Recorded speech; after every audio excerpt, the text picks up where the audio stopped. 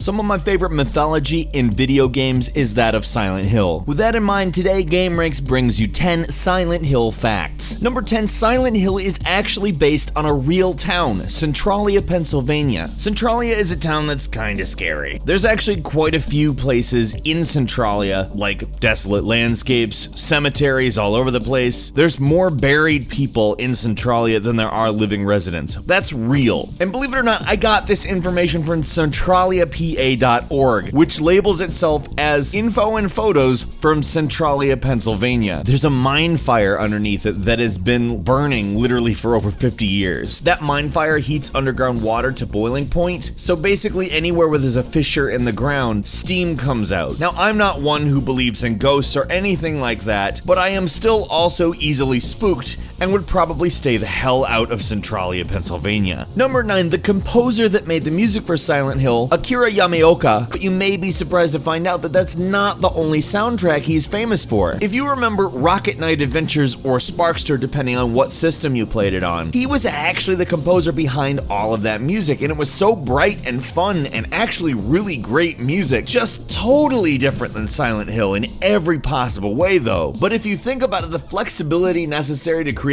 those soundtracks and the Silent Hill soundtrack, damn Akira, you're a musician. Number 8, the school in the original Silent Hill was actually based off of the school that was in the Arnold Schwarzenegger movie Kindergarten Cop. That school is actually Astoria Elementary School, which is in Astoria, Oregon. Now, the exterior is beyond obvious. If you look at a comparison between the two, no questions, none, zero. The entrance to both schools are just the same, period. But the interior in the movie was actually filmed at John Jacob Astor Elementary School, which is different. And also the interiors are a little less similar, mainly taking their cues from posters that are hung in the school in Kindergarten Cop. If you go in thinking too much about that, it totally ruins Silent Hill. Start looking around and you're like, who is your daddy and what does he do? It's too much for me. Number 7, the most iconic thing about Silent Hill was designed to disguise load times, essentially. Now, it's a little bit of a roundabout way to say that it disguises load times, but hear me out. What a lot of people will say is that the game can't handle all the polygons on screen at once,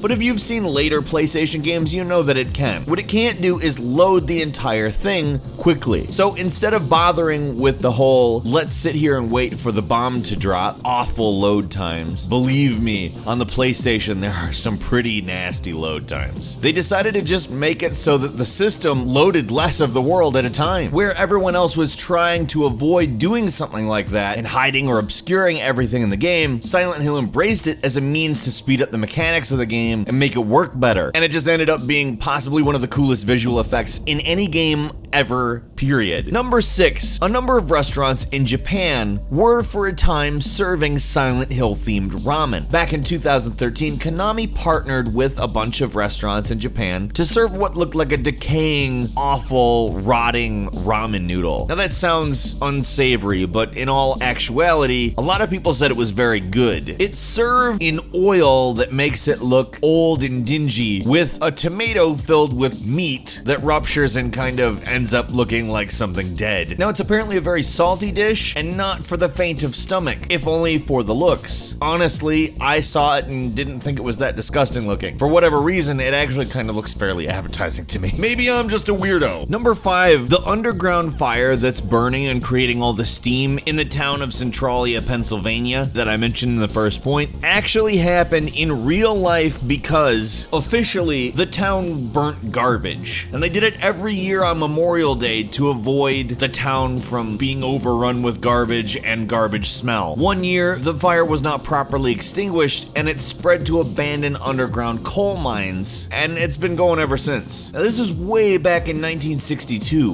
which is a long time. Number 4, the text in Mary's letter to Laura, believe it or not, is actually just the lyrics to the seminal Bon Jovi hit, Blaze of Glory. And the way you see that is by simply zooming in on the letter itself. It's not immediately obvious, but if you spend some time analyzing it, it does indeed say, I'm going down in a blaze of glory. Take me out but know the truth. I'm going out in a blaze of glory. Lord, I never drew first, but I drew first blood. I'm no one's son, call me young gun. And I actually can't make out the signature, but I think it says, sincerely yours. And I have to say, this is one of my favorite things about Silent Hill, because whatever you think about Bon Jovi, that is a primo inclusion. Number 3, the fantastic warning from Silent Hill Shattered Memories is actually real. It does actually kind of psychologically profile you as you play, but the best part of that is indeed the last line of the warning. This game plays you as much as you play it. And while that may be a little bit of an exaggeration or perhaps some attempt at branding, that stuck with me. I remember reading that and going, oh geez, what am I in for? Shattered Memories wasn't exactly the best out of the Silent Hill games, but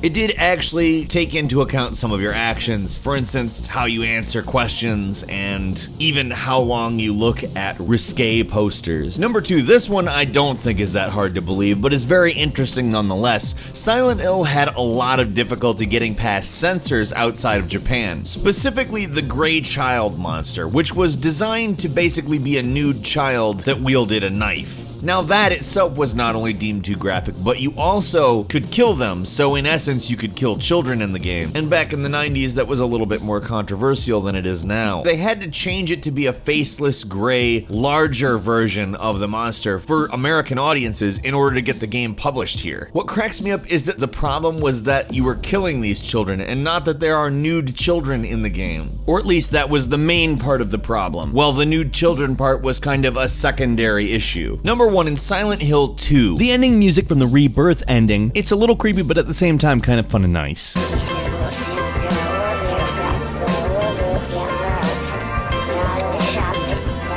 I don't know why, I always found it kind of weirdly soothing after you beat that game. It's not necessarily comforting or anything, but it's kind of nicer than the rest of the game. But if you reverse it, it actually is terrifying.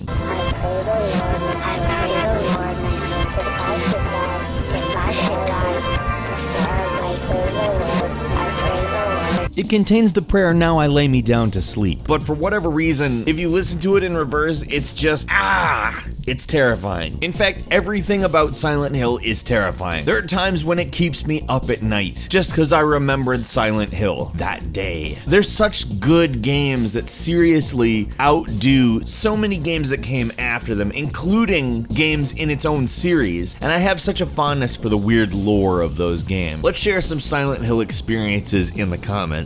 If you enjoyed this video, please click the like button, and if you're not subscribed, now's a great time to do so. As always, we thank you so much for watching this video, and we will see you again next time, right here on gameranx.